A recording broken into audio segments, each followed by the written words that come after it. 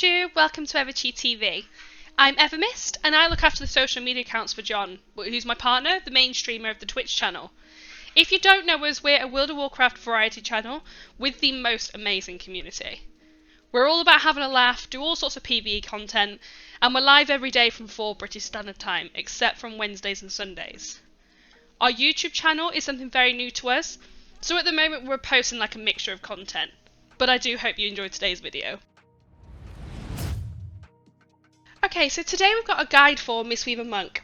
This was originally aimed towards those that are new to the role, however there might be a few useful tips for someone who's maybe coming back to the class. Quick disclaimer, because there's always going to be that one person who knows everything and is going to like to pick things apart. I'm a simple player who loves her Mistweaver Monk, and can heal well enough for some of our viewers to have asked me for help when starting the class. I personally have scoped YouTube and guides plenty of times to learn my class as much as I can. And I want to be able to save people the time and just simply have things explained in one place. The basics, but in detail. If you're looking for an intermediate min-maxing HPS guide, then this isn't it. So enough waffling. In short, today's video is going to be covering everything that I can to get you set into the Mistweaver Monk class.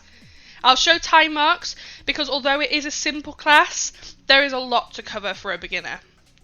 What we'll be going over is talents, Covenants, Soulbinds and Conduits, stats and gearing, Weakauras, party and raid frame setup, soothing mist, hots, general heals, your DPS rotation including rise and sun kick resetting, and then your big healing cooldowns. Okay, so this is where you might want to pause for a second and take a screenshot.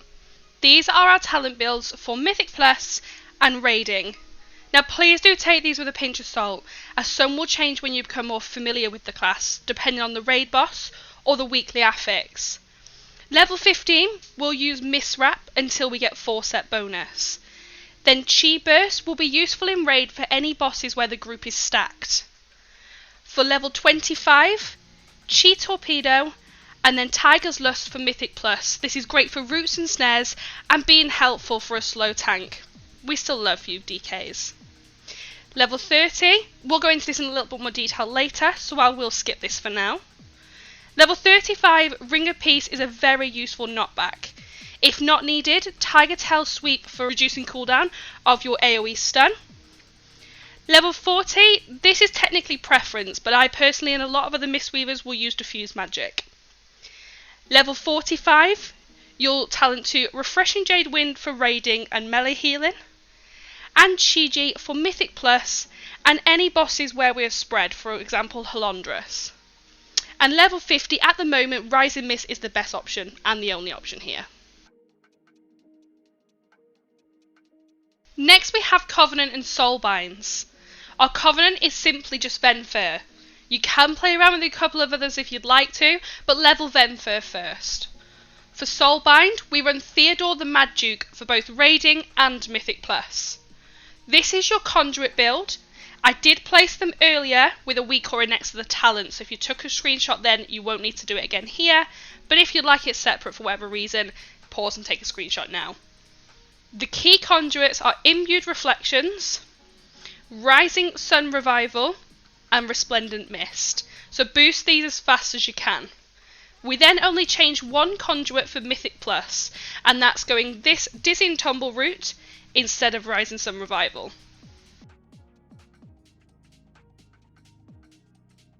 The stats and gearing. Intellect stroke item level is the most important whilst you're gearing, as well as getting your tier set. Then you want to balance out crit, haste and verse, as they're all important. I wouldn't say completely avoid mastery, but it isn't really a stat that you'll need to focus on. Next we have QE Live, questionableepic.com. This is a great tool for healers to see what gear is an upgrade.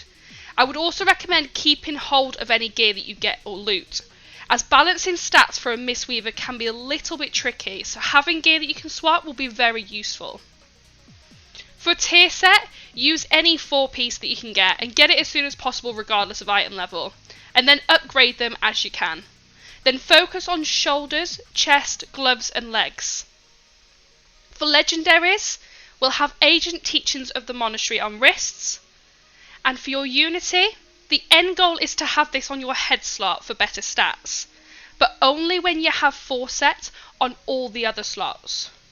So if you have the goal to craft 2, crafting Ring might be useful to begin with, just in case you get tier head before the other 4.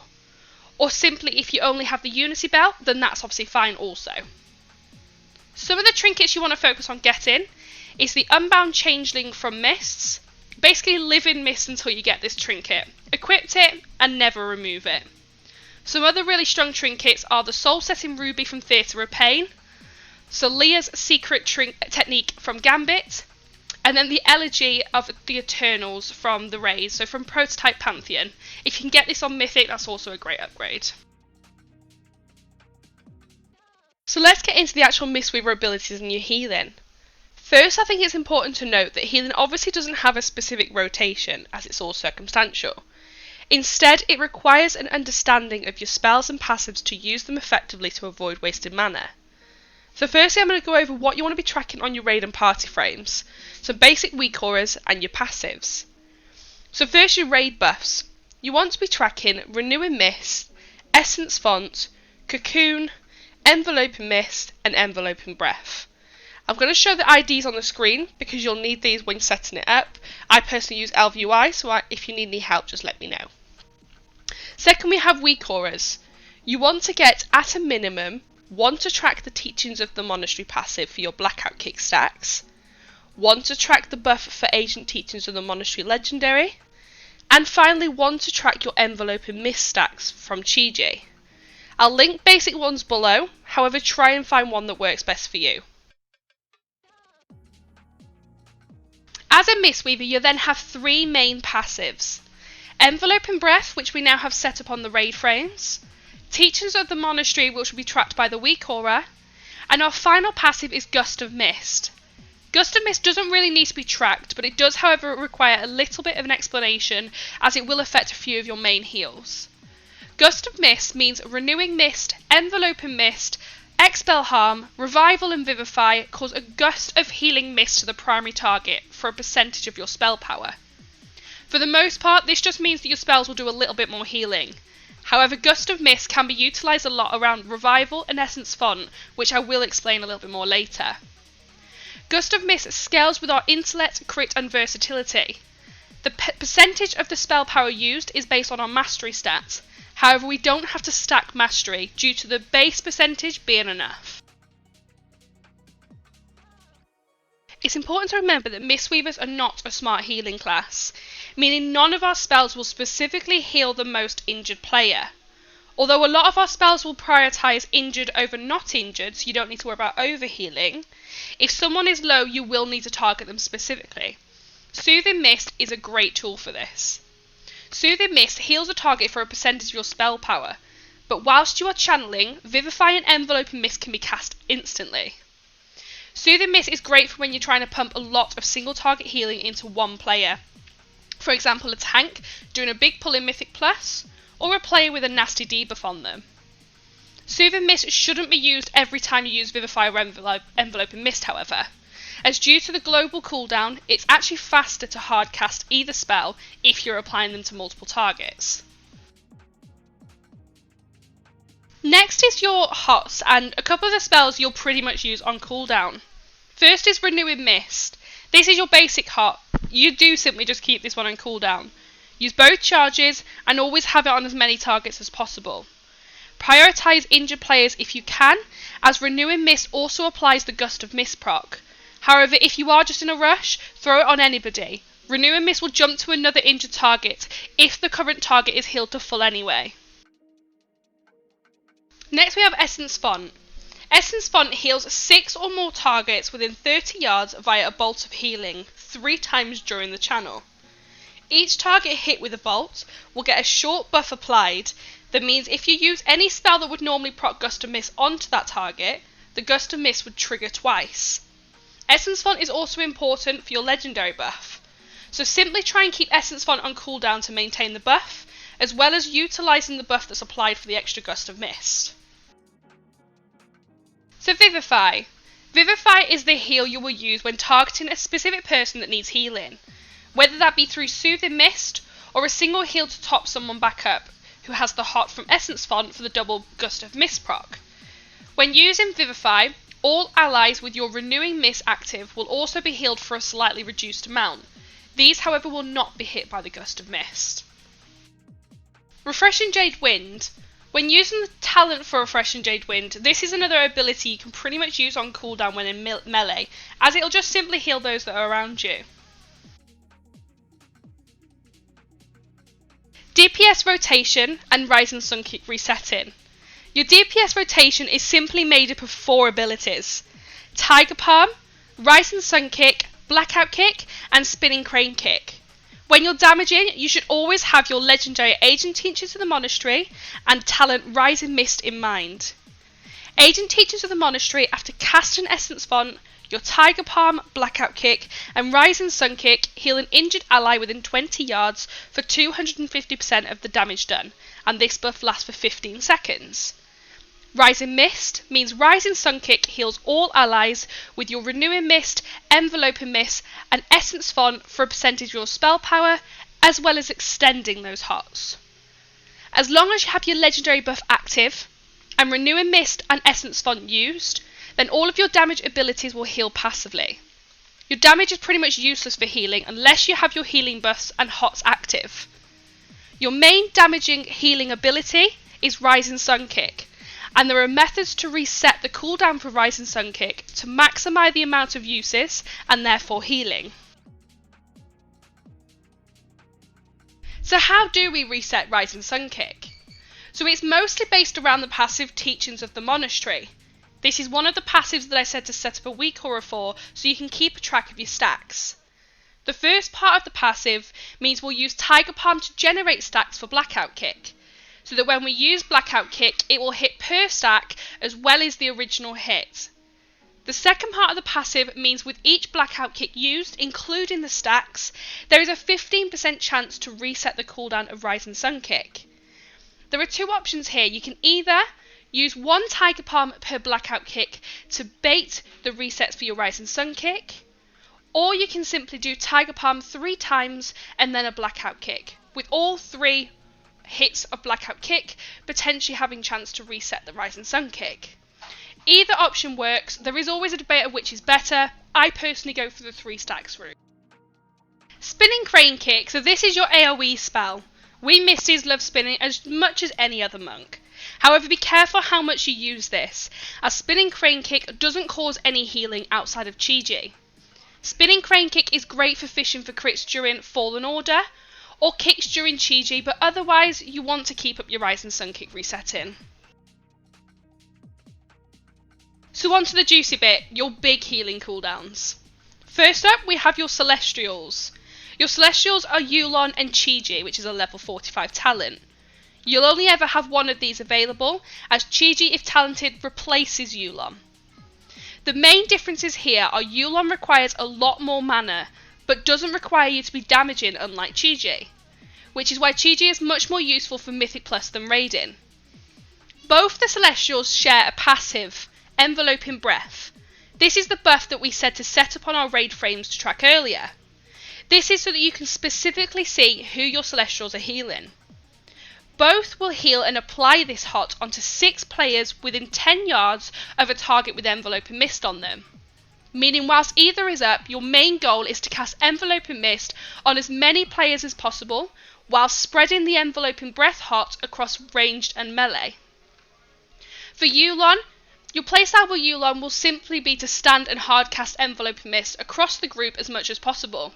So managing your mana here is key. Using Mana Tea and Innovate here is a must. With Chi, things are a little bit different. This Celestial will heal as you do kicks anyway, meaning Spinning Crane Kick in AoE and Mythic Plus is great.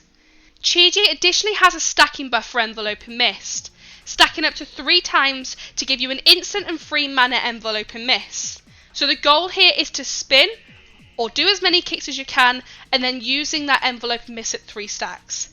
However, if there's a target low and needs urgent healing, of course consume this at lower stacks if needed. This will be tracked by our Weakauras we mentioned earlier, just to keep an eye on how many stacks you're at. Revival is a huge AoE spell that will hit all allies within 40 yards. Generally, it's as simple as pushing the button. However, Revival will trigger Gust of Mist to all allies hit.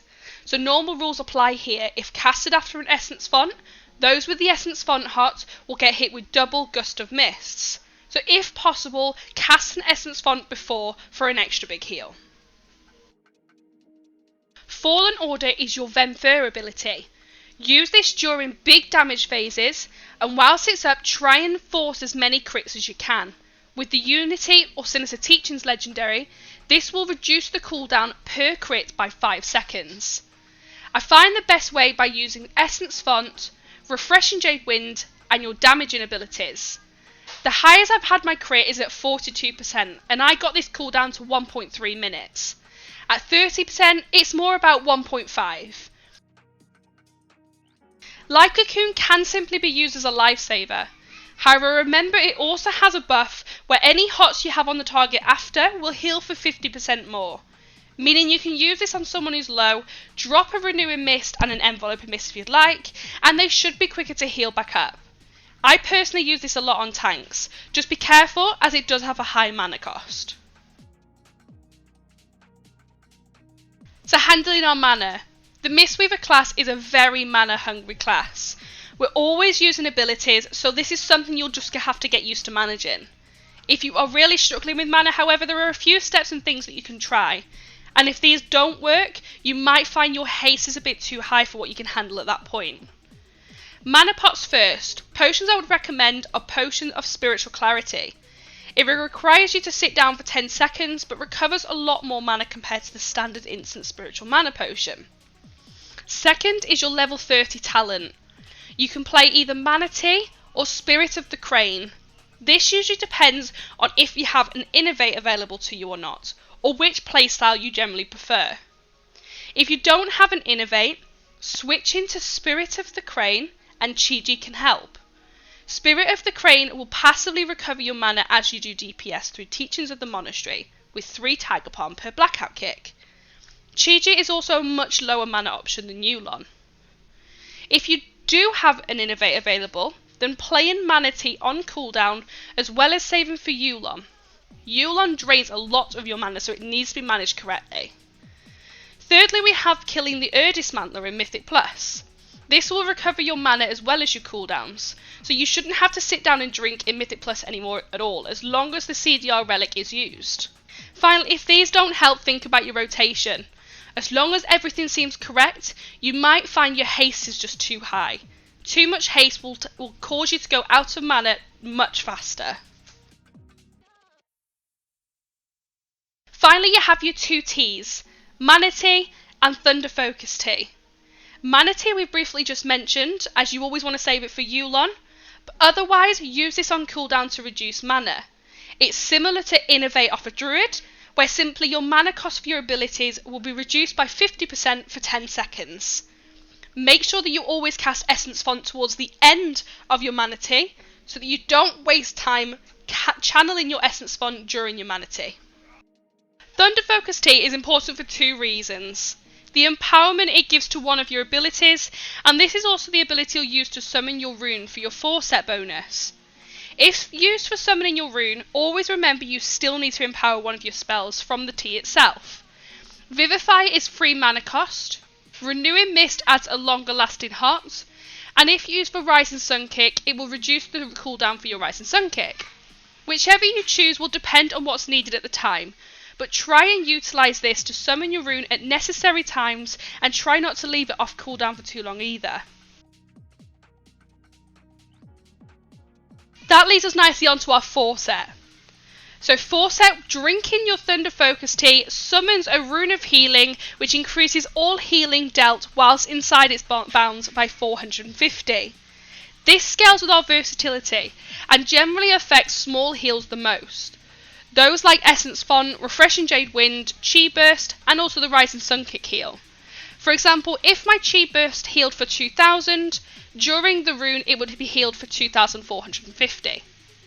There are a few guides to maximise the amount of healing during this rune, but at first just get used to using it as much as possible, either to boost your big heals or just on cooldown with your smaller heals. So to sum everything up, Mistweaver healing is all about keeping on top of your hearts and buffs, damaging with 3 Tiger Palm then Blackout Kick, and using Rising Sun Kick on cooldown, and then your big cooldowns.